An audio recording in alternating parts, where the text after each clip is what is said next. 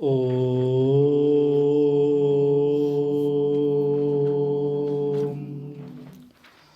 ஓம் சகனாவது சகனௌ புனக்து சக வீரியம் கரவாவகை தேஜஸ்வினாவதீதமஸ்து மா வித்விஷாவகை. ஓம் சாந்தி சாந்தி சாந்தி. ஓம் கணேசாய நமः. ஓம் சரஸ்வத்யை நமः. ஓம் ஸ்ரீ குருப்யோ நமः. ஓம் சமஸ்தஜன கல்யாணே நிரதம் கருணாமயம் நமாமி சின்மயம் தேவம் சத்குரும் பிரம்மவித்வரம் சதாசிவசமாரம்பாம் சங்கராச்சார்யமத்யமாம் அஸ்மதாச்சார்யபர்யந்தாம் வந்தே குருபரம்பராம். வந்தே குருபரம்பராம். உங்கள் உள்ளங்களில் உறைந்திருக்கின்ற எல்லாம் வல்ல இறைவனின் திருப்பாதங்களுக்கு என்னுடைய வணக்கங்கள்.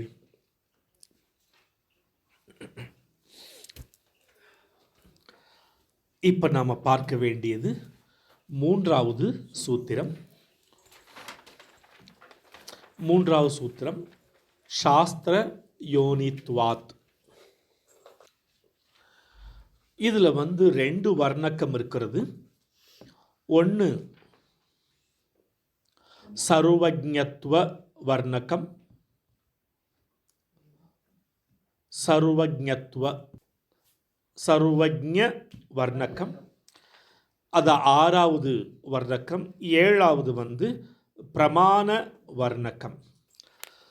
மூணாவது சூத்திரத்தில் நாம் அடியெடுத்து வைக்கிறோம். மூன்றாவது சூத்திரத்தின் பெயர் சாஸ்திர யோனித்வாத். இதில் ரெண்டு வர்ணக்கம் இருக்கிறது. நாம் ஏற்கனவே 5 வர்ணக்கம் பார்த்துட்டோம். இப்போ 6, 7 ஆறாவது வர்ணக்கம் நீங்கள் எழுதியிருக்கிறீங்க சர்வஜ்ஞா. ஆக சர்வஜ்ஞ வர்ணக்கம். ஏழாவது பிரமாணகத்துவம்னு எழுதியிருக்கிறீங்க பிரமாண வர்ணக்கம். நான் இப்போ போன அதிகரணத்துக்கும் இந்த அதிகரணத்துக்கும் சம்பந்தம் வேணும் இல்லையா? சங்கதி நாம் பார்த்தோம். உத்தரபக்ஷி போன சூத்திரத்தில் எக்ஸ்பிளைன் பண்ணிட்டார். இந்த சூத்திரத்தை நாம் நுழையும் பொழுது போன சூத்திரத்தில் பேசப்பட்ட விஷயம் இங்கே கண்டினியூட்டி வேணும். போன வர்ணக்கம் பார்த்தோம்னாக்கா பிரம்ம லக்ஷணம் பார்த்தோம் இல்லையா? இப்போ சங்கர் என்ன சொல்கிறாருன்னா லக்ஷணேன ஸ்வரூப சித்திஹி. லக்ஷணேன ஸ்மானேன நிச்சய சித்திஹி. பிரமாணேன அதிகரணம் லக்ஷண அதிகரணம். என்ன லக்ஷணம் பார்த்தோம்? அஸ்யன் சொல்லக்கூடிய உலகத்துடைய லக்ஷணம் 3 டைமென்ஷனில் பார்த்தோம். பிரம்மத்தின் லக்ஷணம் நாம் ஏற்கனவே பார்த்துருக்குறோம். சத்தியம், ஞானம், அனந்தம் பிரம்ம.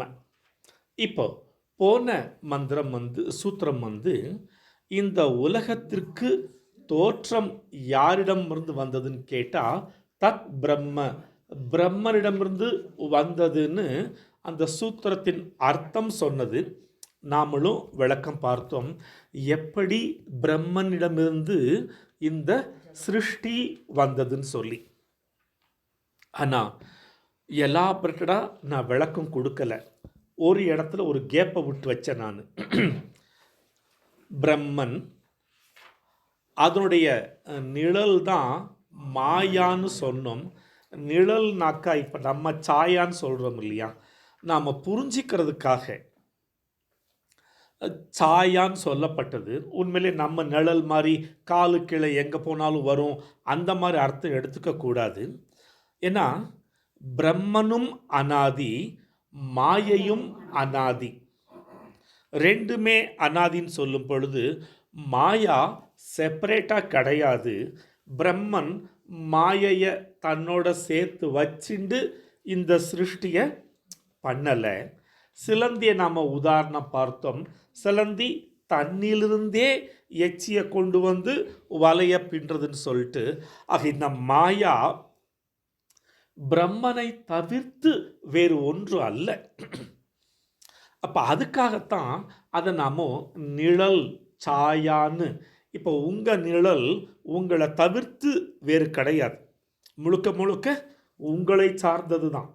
நீங்கள் சுதந்திரமானவங்க, பிரம்மன் சுதந்திரமானது, ஆனால் மாயா பரதந்திரமானது. பரதந்திரம்னா இன்னொன்னை சார்ந்து டிபெண்ட் ஆகிருக்கிறது.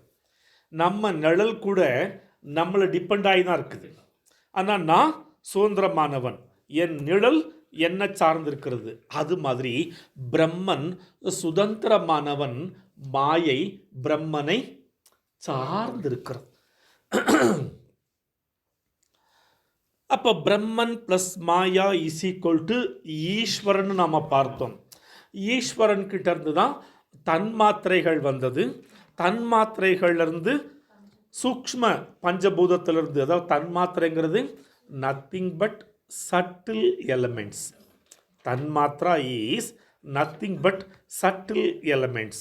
இப்போ சூக்ஷ்மமான பஞ்சபூதத்திலிருந்து தான் ஸ்தூல பஞ்சபூதம் வந்தது. சூக்ஷ்ம பஞ்சபூதம் என்ன? சப்த, ஸ்பர்ஷ, ரூப, ரச, கந்த. ஸ்தூல பஞ்சபூதம் ஆகாசம், காற்று, அக்னி, நீர், நிலம். இப்போ the world is made up of 5 elements. இப்போ அந்த 5 elements எப்படி, என்ன ஒரு காம்பினேஷனில் இந்த உலகமாக பரிணமித்திருக்குது அப்படின்னு கேட்டால், இதுக்கு பஞ்சீகரணம் அப்படிங்கிற ஒரு தலைப்பு கொடுத்து சங்கராச்சாரியார் தத்துவபோதத்தில் விளக்கம் கொடுத்துருக்கிறார். பஞ்சீகரணம் தத்துவபோதம் படித்தவங்களுக்குலாம் தெரியும். ஜஸ்ட் ஒரு லைனில் சொல்லிடுறேன். பஞ்சீகரணம்னாக்கா 5 ஸ்டெப்பாக மாறி தான் இந்த உலகம் தோன்றியிருக்கிறது. அந்த 5 ஸ்டெப் என்ன ஒவ்வொன்றா சொல்கிறேன். ஏற்கனவே படித்தவங்களுக்கு ஈஸியாக இருக்கும், புதுசாக இருக்கிறவங்களுக்கு கொஞ்சம் கவனமாக கேட்டுக்கோங்க. ஃபஸ்ட்டு ஸ்டெப்பு, பஞ்சபூதங்களும் முழுசா இருந்தது. பஞ்சபூதம், ஆகாசம் முழுசாக இருந்தது, காற்று முழுசாக இருந்தது. இதை நீங்கள் படம் போட்டு புரிஞ்சுக்கிட்டிங்கன்னா நல்லாயிருக்கும். ஃபஸ்ட்டு ஸ்டெப்பு 5 பூதங்களும் முழுசாக இருந்தது. 5 வட்டம் போட்டுக்கோங்க. செகண்ட் ஸ்டெப்பு, திரும்ப 5 வட்டம் போட்டுட்டு நடுவில் ஒவ்வொரு கோடு போட்டுக்கோங்க. ஒரு வட்டத்திலே ஒரு கோடு போடுங்க நடுவில். இன்னொரு வட்டத்தில் தனியாக பப்பாதி, பாதி பாதி. முதல்ல முழுசாக இருக்குது, செகண்டு பாதியாக ஆகுது, இது செகண்ட் ஸ்டெப். தேர்டு ஸ்டெப்பு பப்பாதியாக மாறிடுது.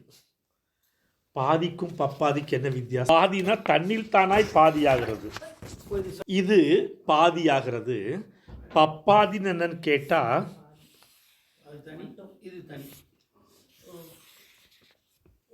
இதுதான் பப்பாதி. இது 2வது, இது 3வது. முதல்து என்ன? முதல்து முழுசா வட்டமாக இருக்கிறது. சரி, இப்போ 4வது ஸ்டெப் என்ன ஆகுதுன்னு கேட்டால், ஒரு பாதி அப்படியே இருக்க, மறுபாதி 4 கால் பாகமாக மாறுது. இங்கே பாருங்க, ஒரு பாதி அப்படியே இருக்குது ஒவ்வொரு பூதமும், இன்னொரு பாதி 1 2 3 4 கால் பாகமாக மாறுது. இது 4வது ஸ்டெப்பு. தெரியுதா? 5வது ஸ்டெப் என்ன ஆகுதுன்னு கேட்டால், ஒரு பாதி ஒவ்வொரு பூதமும் அப்படியே இருக்க, மறுபாதியில் என்ன ஆகுதுன்னா,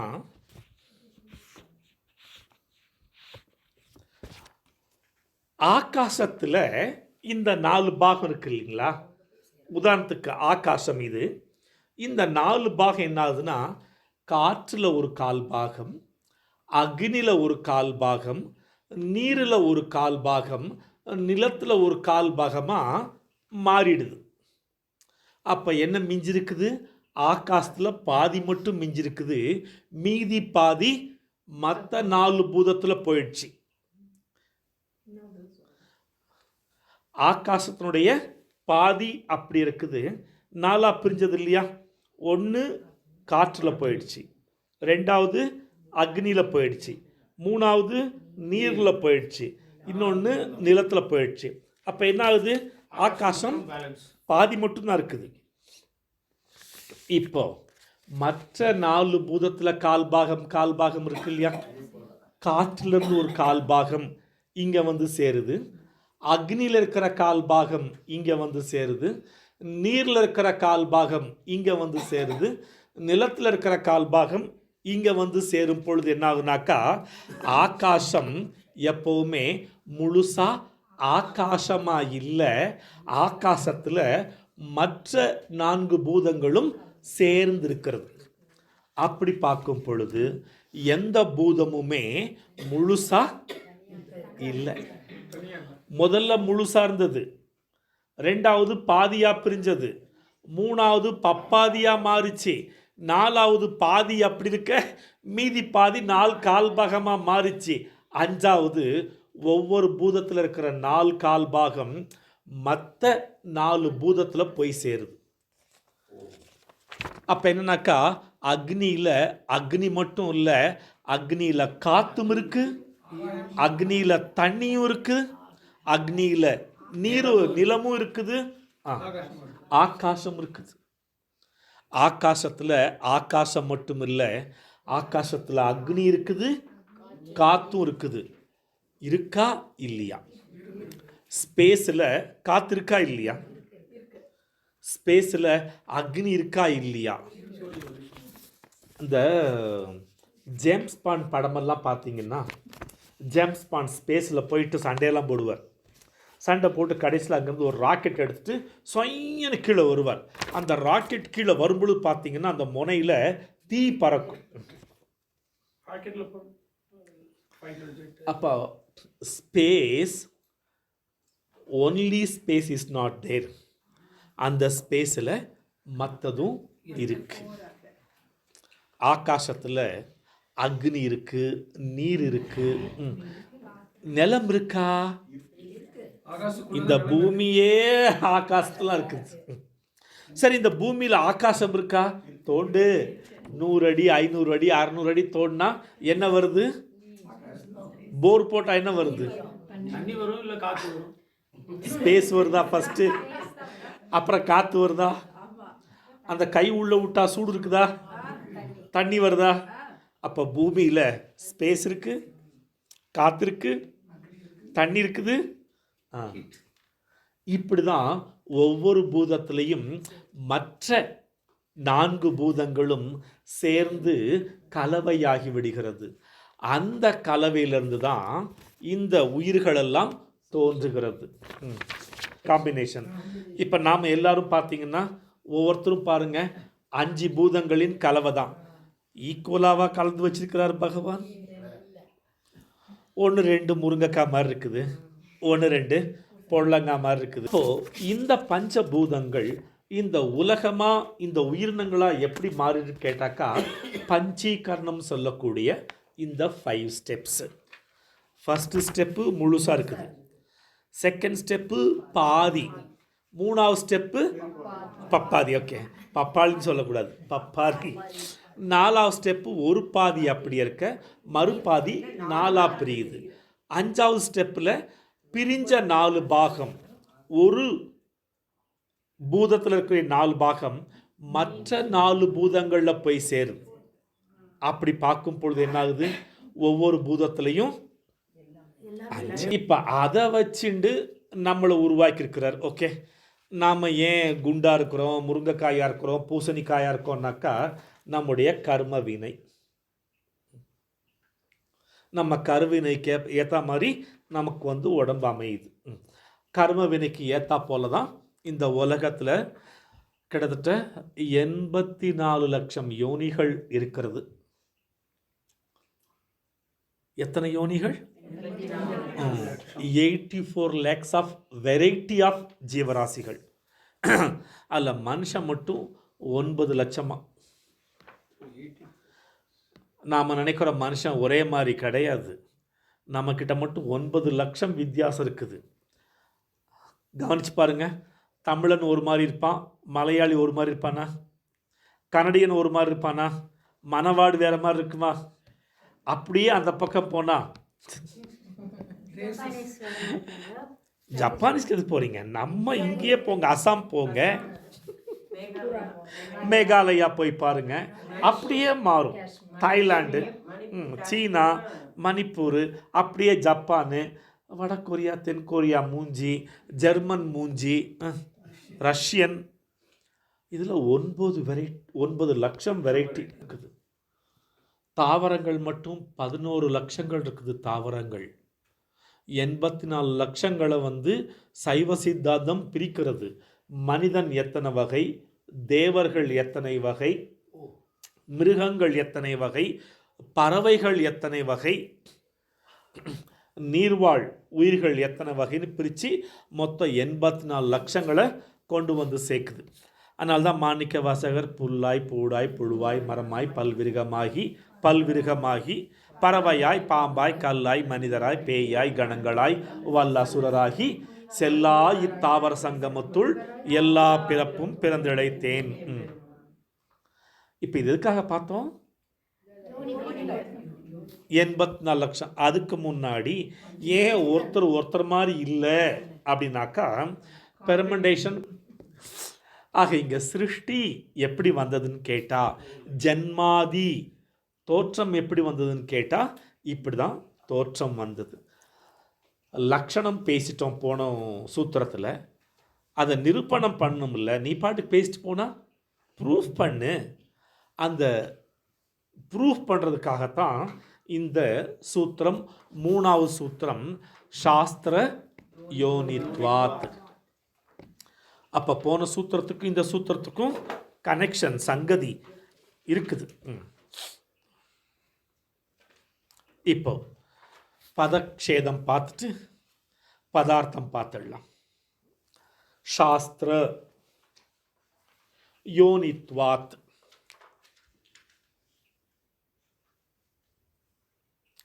சாஸ்திர யோனித்வாத். சாஸ்திர அப்படிங்கிற சொல்லுக்கு அர்த்தம் வேதம். சாஸ்திரம்னா வேதம். இது அப்படியே யதார்த்த அர்த்தம். சாஸ்திரம் சொன்னால் வேதம். ஆனால் இந்த சாஸ்திரம்ங்கிற சொல்லுக்கு விளக்கம் நம்ம சமஸ்கிருதம் சொல்லுது. நம்ம ஒவ்வொரு சொல்லுக்கும் வியாக்கியானம் பார்க்குறோம் இல்லையா? அது மாதிரி சாஸ்திரம்ங்கிற சொல்லுக்கு வியாக்கியானம். சாசனாத் இதி சாஸ்திரம். சாசனாத்.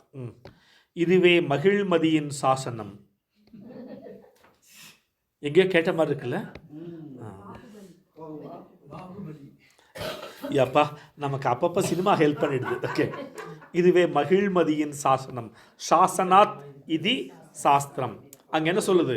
சாசனம்னா இது ஆணை, கட்டளை.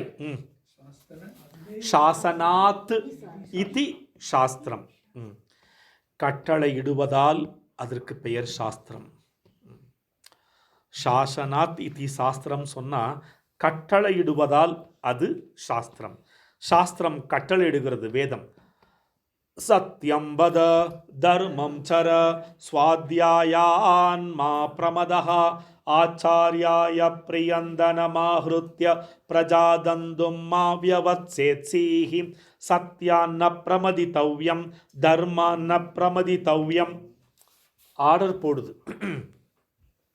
அதனால் சாசனாத் இதி சாஸ்திரம்னா கட்டளை இடுவதினால் இது சாஸ்திரம். அடுத்து சிக்ஷணாத் இதி சாஸ்திரம். சிக்ஷணாத், சிக்ஷா படிச்சிருப்பீங்க. சிக்ஷானா கல்வி. சிக்ஷணாத் இதி சாஸ்திரம். சில நேரங்களில் அம்மா அப்பா அதட்டி பேசுறது உண்டு. சில நேரங்களில் பக்கத்தில் உட்கார வச்சு அரவணைச்சி, அப்படிலாம் பண்ணக்கூடாதுடா ராஜா, இப்படி தாண்டா செய்யணும் அப்படின்னு அறிவுரை சொல்வதினால் இது சாஸ்திரம். சிக்ஷனா என்றால் அறிவுரை. தமிழில் சொல்கிறதுனா அட்வைஸ் பண்ணுறது. அறிவுரை கூறுவதினால் அதற்கு பெயர் சாஸ்திரம். இன்னொரு அர்த்தம் இருக்குது சாஸ்திரத்துக்கு. உன்னோட நிறுத்த மாட்டிங்களாப்பா? நாங்கள்லாம் கஞ்ச பிசினாரிகளே கிடையாது, எல்லாத்துலேயும் தாராளம் தான். யஹா அஸ்தி சஹா அஸ்தி இதி சாஸ்திரஹா. அது யஹா அஸ்தி, யஹா அஸ்தி எது இருக்கிறதோ, சஹா அஸ்தி அது இருக்கிறது. யஹ அஸ்தி சஹ அஸ்தி இதி சாஸ்திரஹா. வேற வேலையே இருந்திருக்காது போல் இருக்கு இவங்களுக்கெல்லாம் இல்லை. இதனுடைய அர்த்தம் என்னன்னு கேட்டால், இருப்பதை இருப்பதாக சொல்வது சாஸ்திரம். இருப்பதை இருப்பதாக சொல்வது சாஸ்திர யோனித்வாத் அப்படிங்கிற சூத்திரத்தை பதக்ஷேதம் பண்ணும் பொழுது சாஸ்திர யோனி துவாத்து 3 சொல்லு. சாஸ்திரம் என்றால் என்னன்னு கேட்டால் வேதம்னு சொன்னோம். அந்த வேதம் எப்படிப்பட்டதுன்னு கேட்டால், கட்டளையிடுவதினால், அறிவுரை கூறுவதினால், இருப்பதை இருப்பதாக கூறுவதினால் அது சாஸ்திரம். யோனி அப்படின்னாக்கா துவாரம்.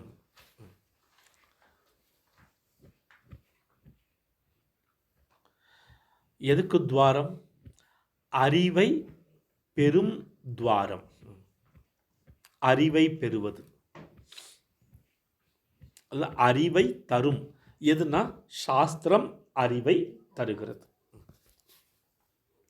சாஸ்திர யோனித்வாத், சாஸ்திரம் அறிவை தரும் கருவி. சாஸ்திரம் அறிவை தரும் கருவி. இவ்வளோதாங்க அந்த அர்த்தம். சாஸ்திரம் அறிவை தரும் கருவி.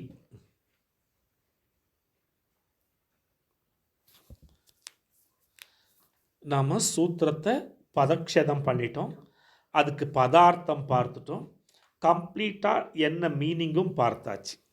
இப்போ அந்த அதிகரணத்தை கொண்டு வாங்க. 6வது அதிகரணம் என்ன எழுதிருக்கிறீங்க? சர்வஜ்ஞத்வ. சர்வஜ்ஞத்வ அதிகரணம். இங்கே நம்ம போன வகுப்பில் பார்த்தோம், வெயில் காலம், ரோட்டு ஓரமாக நிறையா மண்ணில் செஞ்ச பானை, கூஜா, பானையெல்லாம் வச்சுருக்குறாங்க. கிட்டத்தட்ட ஒரு 15 வெரைட்டி இருக்குதுன்னு வச்சுக்கோங்களேன். அவர்கிட்ட போய் இது என்னன்னு கேட்டால் சொல்வாரா மாட்டாரா? சட்டி, இது மூடி, இது கூஜா, இது குடம், இது தொட்டி, இது பானை, இது குடம், இந்த மாதிரி எல்லாத்தையும் சொல்வாரா மாட்டாரா? அந்த பானை விற்கிறவர் தான் குயவன். ஓகே, அப்போ குயவனுக்கு தான் படைத்த எல்லாவற்றின் அறிவு அவருக்கு இருக்கு. குயவனுக்கு தான் படைத்த அனைத்தின் அறிவும் அவனுக்கு இருக்கிறது. குயவனுக்கு தான் படைத்த அனைத்தின் எல்லா பொருளின் அறிவு அவனுக்கு உண்டு. இப்போ இந்த குயவனை படைச்ச இந்த பாத்திரங்களுக்கு எல்லாமே சொல்லும் பொழுது சர்வஜ்ஞன்னு சொல்லலாமா? தான் படைத்த பொருள் எல்லாவற்றுக்கு அவனுக்கு அறிவு இருக்குது. அப்போ குயவன் ஒரு சர்வஜ்ஞன், அந்த அவன் படைச்சது மட்டும். இப்போ சர்வஜ்ஞ வர்ணக்கம் பார்த்துறோமா? நம்ம சர்வஜ்ஞத்துவ வர்ணக்கம் இல்லையா? இப்போ பிரம்மன் மாயையோடு சேர்ந்து இந்த பிரபஞ்சத்தை படைத்திருக்கிறார்னாக்கா, படைத்த எல்லாவற்றின் அறிவும் அவனுக்கு இருக்குமா இருக்காதா? கண்டிப்பா. அப்ப சர்வஜ்ஞத்துவ வர்ணக்கம் கரெக்டா? அவ்வளவுதான். இறைவன் தான் படைத்த அனைத்தின் அறிவும் அவனுக்கு உண்டு.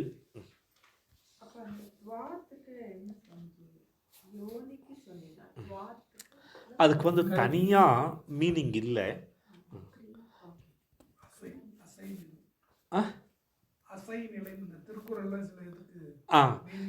மீனிங் இல்லாத சொற்கள். சினிமா பாட்டில் வரும்ல, அதுக்கு அர்த்தமெல்லாம் தேட முடியாது.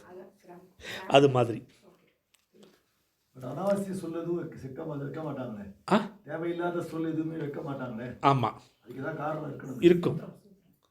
அல்பாட்சரம் சாரவத்து வர. இங்க வத்து அப்படின்னாக்கா போல, இவ அப்படின்னாக்கா போல, லைக், இங்கிலீஷில் லைக். சாஸ்திர யோனித்வாத். சாஸ்திரம் அறிவை தரும் கருவி போல. சாஸ்திரம் வேதம், யோனி துவாரம். வேதம் துவாரம்னாக்கா போலனாக்கா என்ன புரியுது?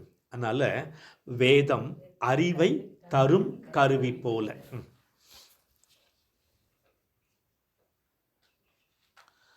எங்க விட்டோம்? சர்வஜ்ஞ. சர்வஜ்ஞ.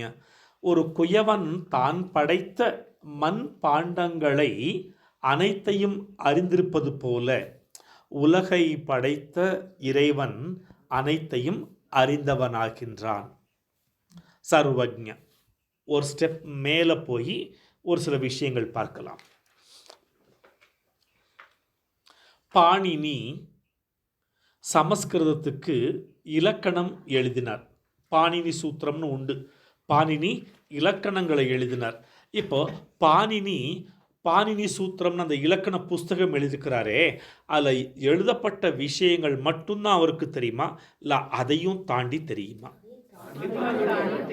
கண்டிப்பா.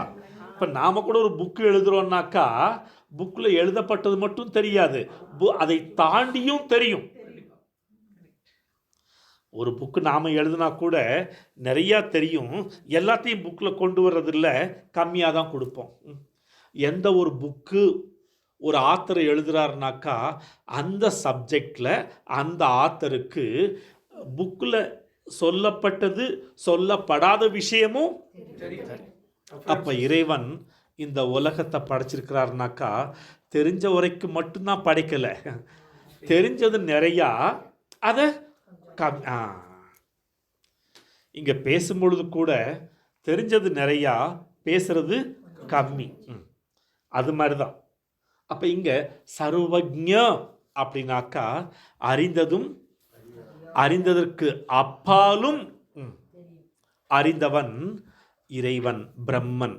அதனால் அவனுக்கு வேதநாயகன்னு பேர். சர்வஜ்ஞன்.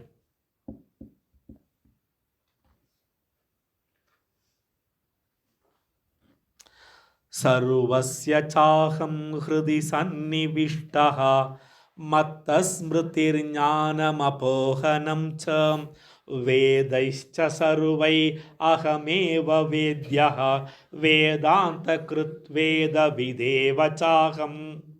வேதாந்த கிருத்து, வேதாந்தத்தை எழுதுனது. அகம் வேத்யஹா, நான் தான் அந்த வேதத்தில் அறியப்பட வேண்டிய பொருள்.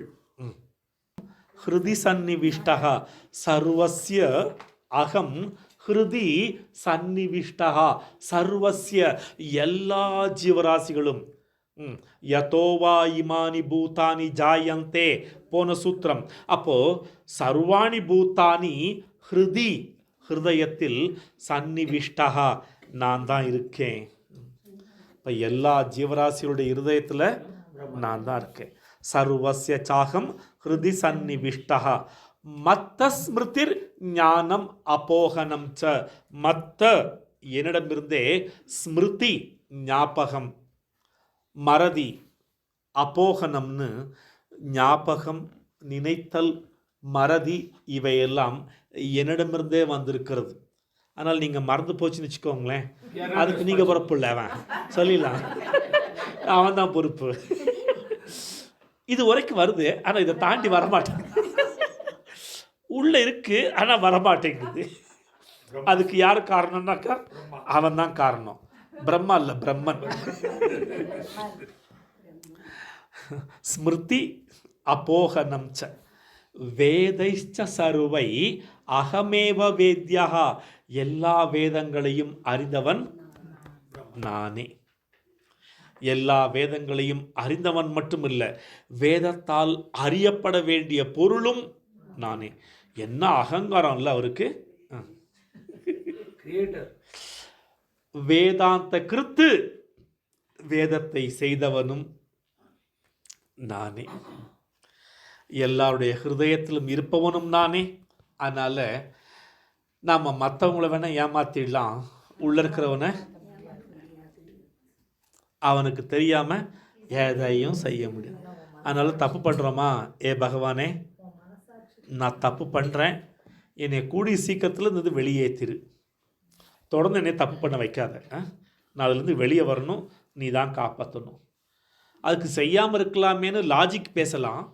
ஆனால் இந்த வாசனா வேகம் இருக்குது பாருங்கள், ஊழ்வினையின் டென்சிட்டி, தாக்கம், அறிவு இருந்தாலும் கூட, தப்புன்னு தெரிஞ்சாலும் கூட, எது ஜெயிக்குதுன்னு கேட்டால் புத்தி ஜெயிக்குதா வாசனா ஜெயிக்குதான்னு கேட்டால், ஐயோ எல்லாரும் ஒரே மாதிரி பதில் சொல்கிறீங்க.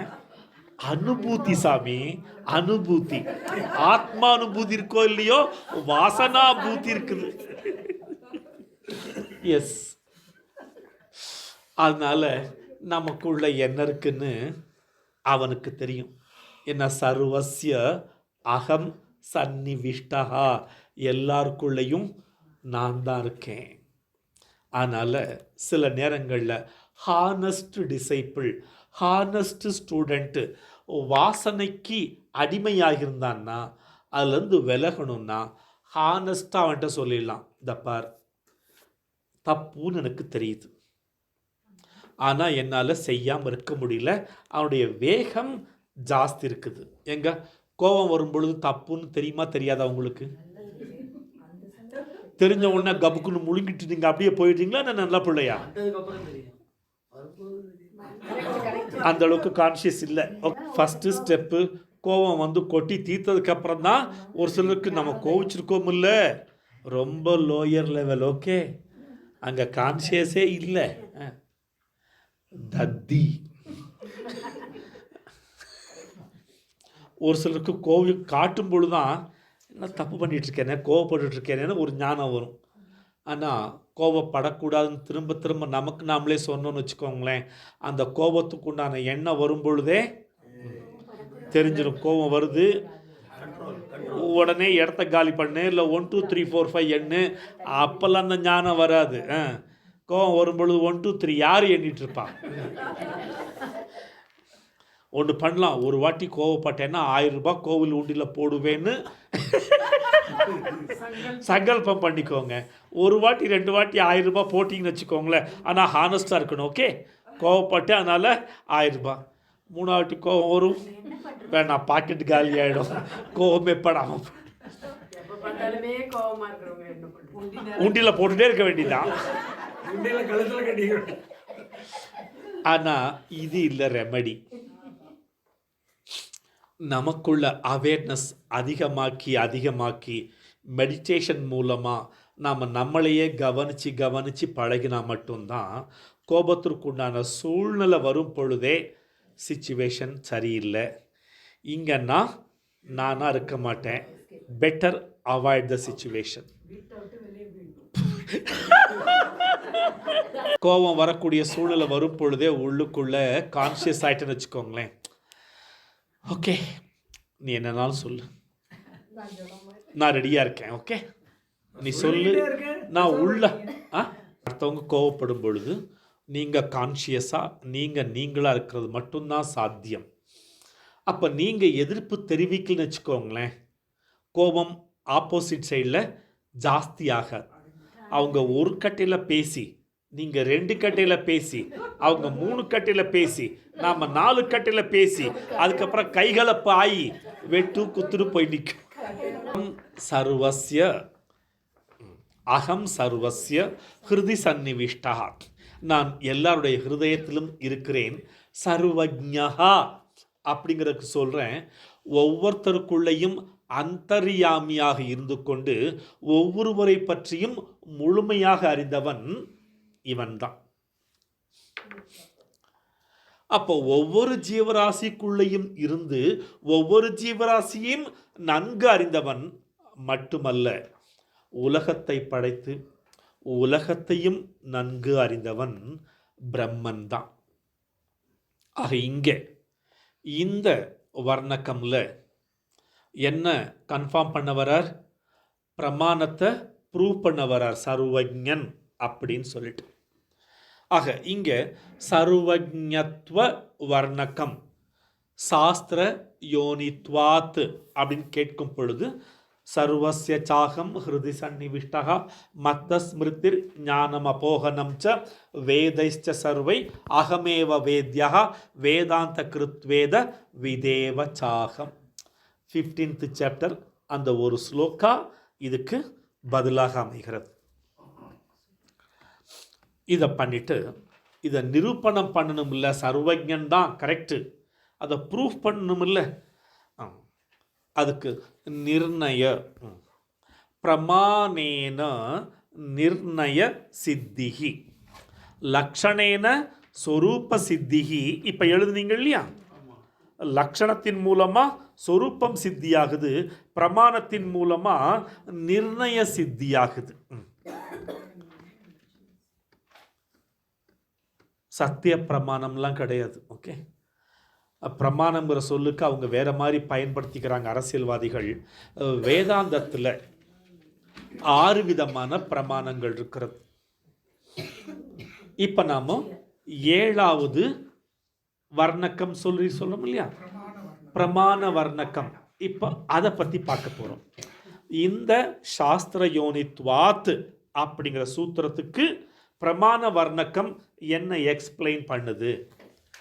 சி, அந்த சூத்திரம் ஒரு வரிக்கு பதார்த்தம் சொல்லிட்டு சங்கராச்சாரியர் போகலை, அந்த பதார்த்தத்தை விளக்கம் கொடுக்குறார். ஒவ்வொரு சூத்திரத்துக்கும் ஒவ்வொரு மாதிரி விளக்கம் கொடுத்தார். இங்கே நிர்ணயம் பண்ண வேண்டிய அவசியம் இருக்கிறதுனால பிரமாணத்தின் மூலமாக நிர்ணயிக்க போகிறார். பிரம்மன் அஸ்தி, பிரம்ம ஞானம் விசாரம் தேவை, பிரம்மஞான விசாரம் வேணும்னு சொல்லி தானே எழுத ஆரம்பித்தார்.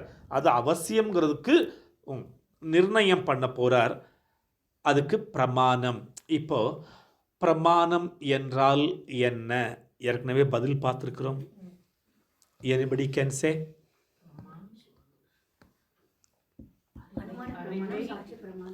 நான் எத்தனை பிரமாணம் கேட்கல, பிரமாணம் என்றால் என்ன? அறிவை கொடுக்கும் கருவி பிரமாணம். பிரமா கரணம் இதி பிரமாணம். பிரமாண அறிவு, கரணம்னா கருவி, இன்ஸ்ட்ருமெண்ட். அப்போ அறிவை தரும் கருவி பிரமாணம். எத்தனை இருக்குது? 6 இருக்குது. 6 விதமான பிரமாணம். Anybody can say? பிரமாணம் அனுபலப்தி, உபலப்தி இல்லை, அனுபலப்தி. இப்போ இந்த ஒவ்வொரு பிரமாணம் என்றால் என்னன்னு விளக்கம் பார்த்துடலாமா? அதுக்கப்புறம் சாஸ்திர யோனித்வாத் இந்த சூத்திரத்துக்கு 6 பிரமாணத்தில் எந்த பிரமாணம் இங்கே ஆப்டா பொருந்துது தெளிவாக சொல்லி நிர்ணயம் பண்ண போகிறார் சங்கராச்சாரியார். இப்போல்லாமா சீக்கிரம் பார்த்துடலாம். ஏமி சரி, ஓகே. ஃபஸ்ட்டு பிரத்யக்ஷ பிரமாணம், நேரடியாக அனுபவிப்பதினால் பெறப்படும் அறிவு.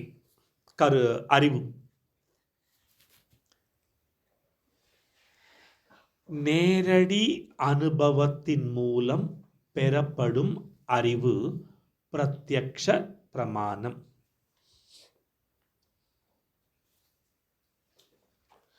எதன் மூலமா நேரடியாக அனுபவிக்கிறோன்னு கேட்டால் பஞ்ச ஞானேந்திரியங்கள், கண், காது, மூக்கு, நாக்கு, தோல்.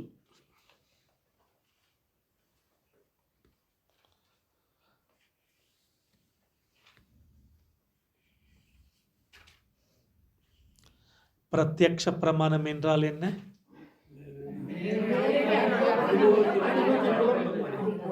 குட். அனுமான பிரமாணம். அனுமான பிரமாணம். மலை பிரதேசத்தில் புகையை பார்த்து தீ இருப்பதாக அறிந்து கொள்வது. புகையை பார்த்து தீ இருப்பதாக அறிந்து கொள்வது.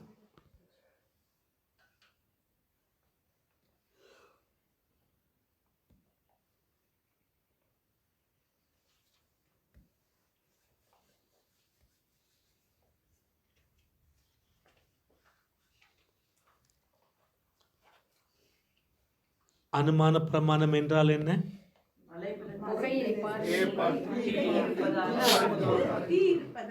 சரி. மூணாவது உபமான பிரமாணம்.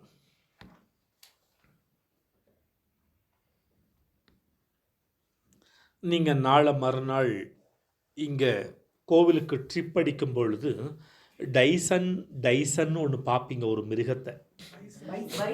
பைசன். மைக் டைசன், இது பைசன். ஓகே. இப்போ நான் பைசனை பார்த்ததே இல்லை. இப்போ எனக்கு நீங்கள் பைசன்னா என்னங்கிற அறிவு எனக்கு தேவை. அப்போ நீங்கள் என்ன பண்ணுவீங்க? காசி எரும மாடை பார்த்துருக்கியான்னு கேட்பீங்க. காசியில் எரும மாடு பார்த்துருக்கேன். அதே மாதிரி இருக்கும்.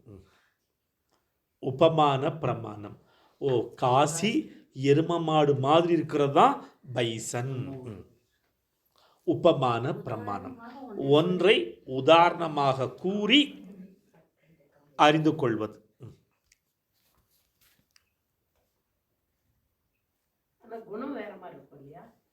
இது உபமான பிரமாணம். அடுத்தது அர்த்தாபத்தி பிரமாணம்.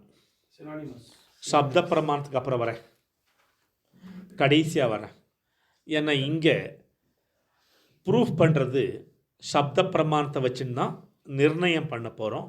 அதனால் அதை கடைசியில் கொண்டு வந்துடுறேன். இப்போ அர்த்தாபத்தி பிரமாணம். அவன் இப்படி வெயிட் போட்டே போகிறான். அவன் பகலில் சாப்பிட்றதே இல்லை, ஆனாலும் வெயிட் போடுறான். அப்போ என்ன அர்த்தம்? நைட்டில் சாப்பிட்றான். அதே தான். இதுக்கு பேர் தான் அர்த்தாபத்தி பிரமாணம். ஒருத்தன் வெயிட் போட்டுட்டே இருக்கான், கூட பகலில் சாப்பிட்றதே இல்லைடா இவன், ஆனால் வெயிட் போட்டுட்டே இருக்கான்டா. அப்படின்னா நைட்டில் சாப்பிட்றோம். பரோட்டாவா சாப்பிட்டா, பீஸா பர்கரா சாப்பிட்டா வெயிட் போடாமல் என்ன பண்ணுறது? அப்போது சாப்பிடல, பகலில் சாப்பிடல, ஆனால் வெயிட் போடுறான். ரீசன் என்ன? அனலைஸ் பண்ணி பார்த்தா நைட்டில் சாப்பிட்றான். இவன் பகலில் தூங்குறதே கிடையாதுடா. அப்போ என்ன அர்த்தம்? இல்லைக்கா, ராத்திரி இவன் தூங்குறதே இல்லை. அப்போ என்ன அர்த்தம்? பகல். ஏன்னா நைட் டியூட்டி பார்த்தா நைட்டில் எங்கே தூங்குறது? பகலில் தூங்கி தான் ஆகணும். அது மாதிரி ஒன்று இல்லைன்னா இன்னொன்று இருக்கு. இதுக்கு பேர் தான் அர்த்தாபத்தி பிரமாணம். நாலாச்சா?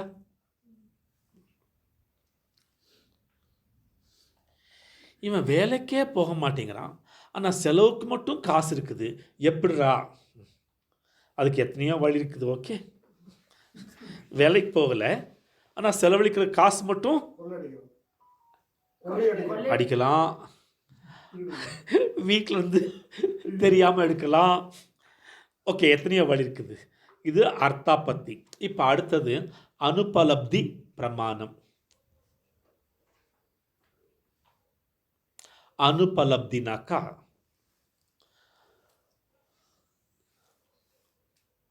Ten o'clock class morning 9:45க்கு வந்து பார்க்குறீங்க. கிளாஸில் யாருமே இல்லை. கிளாஸில் யாருமே இல்லை. டேபிள் எனக்கு தண்ணியும் வைக்கலை. இப்போ நீங்கள் வெளில போய் என்ன சொல்லுவீங்க? கிளாஸில் யாருமே இல்லை, டேபிளில் தண்ணியும் இல்லை. அப்போது இருக்கிறத இருக்கிற மாதிரி அறிந்து கொள்வது அனுபலப்தி பிரமாணம். இருந்தாலும் கிளாஸ்க்கு எல்லோரும் வந்துட்டாங்க, வா வா போகலாம். ஓகே, கிளாஸ்க்கு யாருமே வரல, அப்பவும் ஓகே. இருந்தாலும் சரி, இல்லாவிட்டாலும் சரி, இல்லைங்கிறத இல்லைன்னு சொல்கிறது. ஒரு சிலர் என்ன பண்ணுவாங்க, இல்லைன்னு சொல்லக்கூடாதுங்கிறதுக்காக ஒரு சிலருக்கு நோ சொல்லவே தெரியாது, அதனாலேயே நிறைய பேர் போய் மாட்டிப்பாங்க. லைஃப்பில் உண்டா? I don't know how to say no. I don't know how to say no. அவஸ்தைப்படு. இல்லைன்னா இல்லைன்னு சொல்லிட்டு போக வேண்டியது தானே. அதை பூசி மழுப்பி சமாளித்து வளவளா கொல கொலான்னு பேசி மாட்டிக்கிறது அழகு இல்லை. ஆக அனுபலப்தி, இல்லைன்னா இல்லை, இருக்குன்னா இருக்கு, அவ்வளோதான். இது அனுபலப்தி. இப்போ இந்த 5 பிரமாணங்களினால் சாஸ்திர யோனித்வாத் நிரூபணம் பண்ண முடியாமல் சப்த பிரமாணத்தின் மூலமாக இந்த வேதத்திற்கு நாயகன் அந்த வேதநாயகன் பிரம்மன் இருக்கின்றான், அவன் அனைத்தையும் அறிந்தவன், அவன் லட்சணம் சத்தியம் ஞானம் அனந்தம் என்றெல்லாம் நிரூபணம் செய்வதற்கு வருவதுதான் சப்த பிரமாணம். நான் இதுக்கு முன்னாடி சொன்னதெல்லாம் ப்ரூஃப் பண்ணணும். சப்த பிரமாணத்தின் மூலமாக எப்படி ப்ரூஃப் பண்றது? வேதம் ஓம் சஹஸ்ரசீர்ஷா புருஷः சஹஸ்ராக்ஷஸ் சஹஸ்ரபாத் சபூமிம் விஸ்வதோ விருத்வா அத்யதிஷ்டத்தசாங்குலம் புருஷ ஏவேதகும் சர்வம். புருஷ ஏவ இதகும் சர்வம். புருஷ ஏவ இறைவன் ஒருவன் தான், இதகும் சர்வம் இங்கு எல்லாவற்றிலும் இருக்கின்றான். புருஷ சுக்தம் வேத மந்திரம் சொல்கிறது. வேத மந்திரம் சொன்னா நம்பிடணுமா என்ன, ஏற்றுக்கணுமா என்ன அப்படின்னு பூர்வபக்ஷி கேள்வி கேட்குறான். அதுக்கு உத்தரபக்ஷி பதில் சொல்றார், வேதம்ங்கிறது மனுஷனால் எழுதப்பட்டதல்ல, அது அப்பௌருஷேயம், இறைவனால் கொடுக்கப்பட்டது. அப்பௌருஷேயம், அப்பௌருஷேயம்னா ஈஸ்வரஸ்ய நிஸ்வாசா, இறைவனுடைய சுவாசமே வேதம்தான். நான் எதுக்கு நம்பணும்?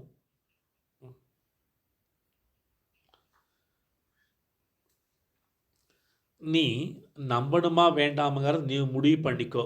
உனக்கு ஆனந்தமாக வாழணும்னா நீ இதை ஸ்ரத்த வச்சு தான் ஆகணும். ஏன்னு கேட்டால் ஸ்ரத்தாவான் லபத்தே ஞானம். ஸ்ரத்த இருந்தால் மட்டும்தான் ஞானம் அடைய முடியும். சம்சய ஆத்மா வினஷ்யதி, சம்சய ஆத்மா வினஷ்யதி. எதுக்கெடுத்தாலும் சந்தேகப்பட்டுட்டே இருந்தா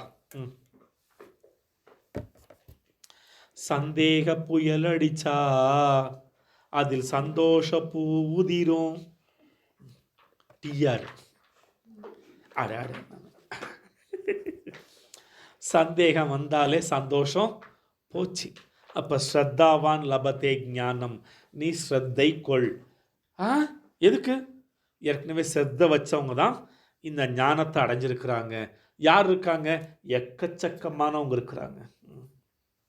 அதனால தான் சங்கராச்சாரியார் சொல்கிறார், குரு வேதாந்த வாக்கியாதிஷு விஸ்வாசா ஸ்ரத்தா.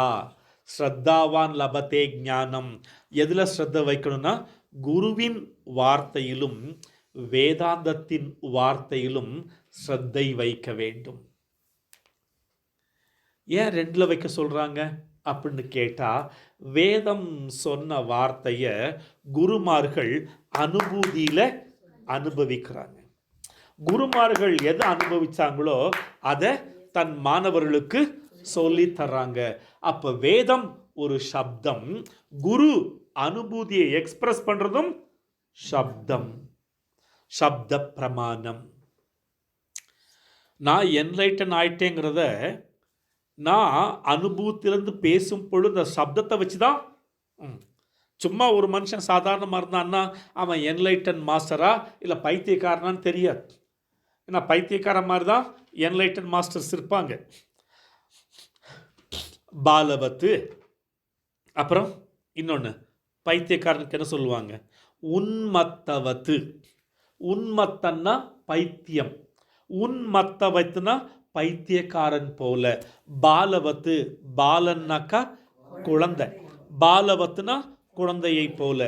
ஞானம் அடைஞ்சவங்க குழந்தைய மாதிரி, பைத்தியக்காரனை போல, எல்லாமே போல. ஓகே. நம்ம பாரத தேசத்தில் பாருங்க, பல ஞானிகள் பக்கியாட்டம் தான் இருப்பாங்க. நல்லா ஷூட்டு கோட்டு போட்டு ஷேவிங் எல்லாம் பண்ணி அப்படியே ஃபாரின் சென்ட் எல்லாம் அடிச்சுட்டு ஜகஜகா எல்லாம் எப்படி இருப்பாங்க? அவங்களுக்கு அதை பற்றி கவலையே இல்லை. அதுக்கு ஒரு கதை இருக்குது, டைம் ஆகிடும், அதனால் நிறுத்திடுறேன். இங்கே சப்த பிரமாணம், அனுபூதிமான்கள் சப்தங்களின் மூலமாக வெளிப்படுத்துகிறார்கள். ஆக வேதமும் ஒரு சப்தம்தான். அந்தரேன தாலுகே, அந்தரேன தாலுகே. நாராயண சூக்தத்தில் பார்த்தீங்கன்னா, அந்தர்பகிஷ்ச தத் சர்வம் வியாப்ய நாராயணஸ்திதः அனந்தமவ்யயம் கவிகும் சமுத்ரேந்தம். அந்தர்பகிஷ்ச தத் சர்வம் வியாப்யம் நாராயணஸ்திதः. சப்தம்தான் வேதம், ஒரு சப்தம், சப்தம்தான் பிரமாணம். அந்த சப்தத்தில் நாம் ஸ்ரத்த வச்சுட்டோம்னாக்கா நாமும் அதை அடையலாம். அப்போ பிரமாணம் யாருன்னு கேட்டால், ஞானமடைந்த ஞானிகளும் வேதமும் தான் பிரமாணம், வேத பிரமாணம். அப்போ வேத பிரமாணத்தின் மூலமாக பிரம்மன் இருப்பதை நிரூபணம் செய்கின்றார்.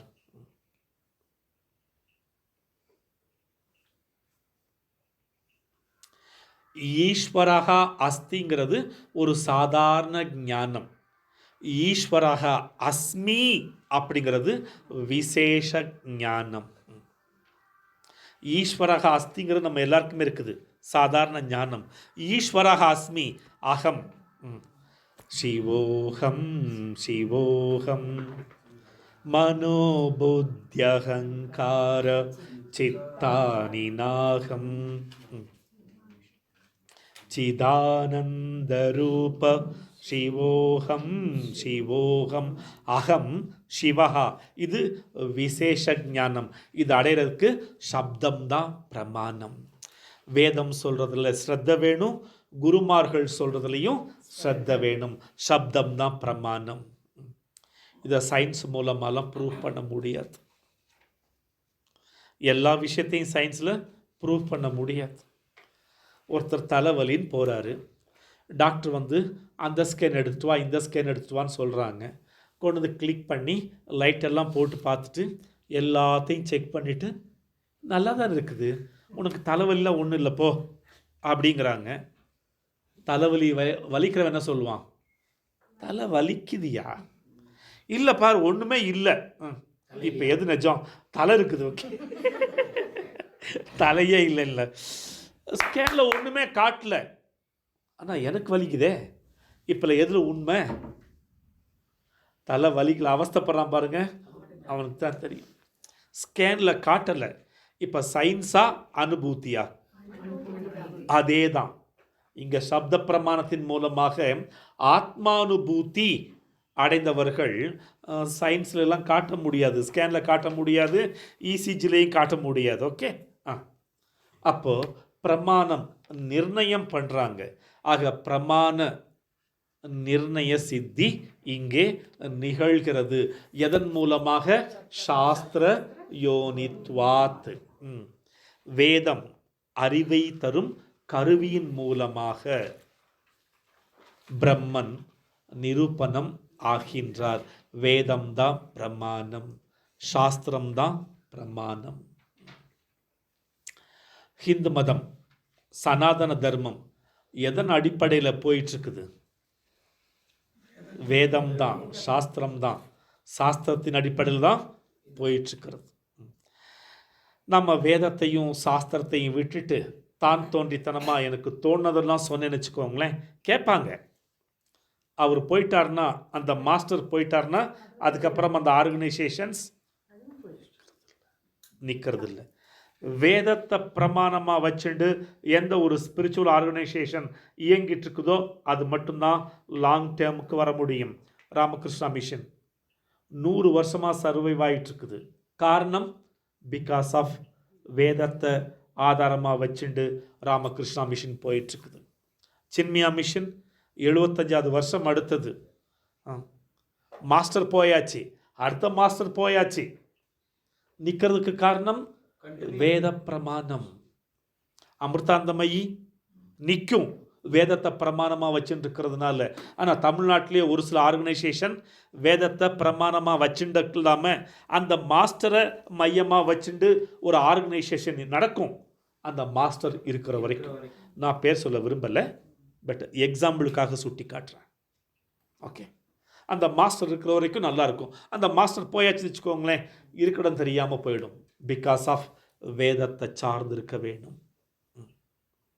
சாஸ்திர யோனித்வாத். அடுத்த சூத்திரத்தை நாளைக்கு பார்க்கலாம். தத்து சமன்வயாத். இதை எப்படி நீங்கள் சமன்வயப்படுத்த போறீங்க?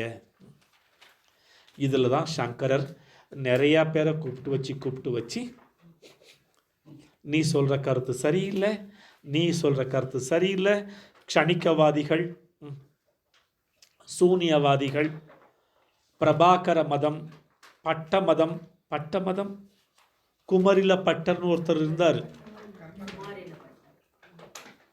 குமாரில பட்டர் அவர் எந்த மதத்தை சார்ந்தவர்?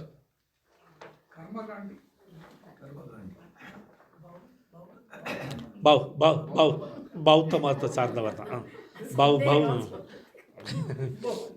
ஓகே, நிறைய பேரை கூப்பிட்டு வச்சு இது சரியில்லை, இதனால இதுதான் கரெக்டு, இது சரியில்லை, இதனால இதுதான் கரெக்டுன்னு ப்ரூவ் பண்ண போகிறார்.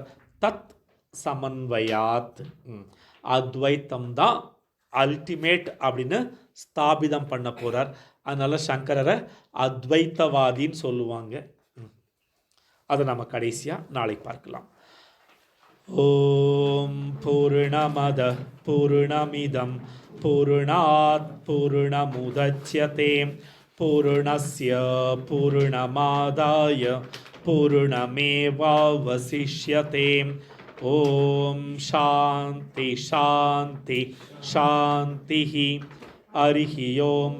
ஸ்ரீ குருப்யோ நமஹ. ஹரிஹி ஓம்.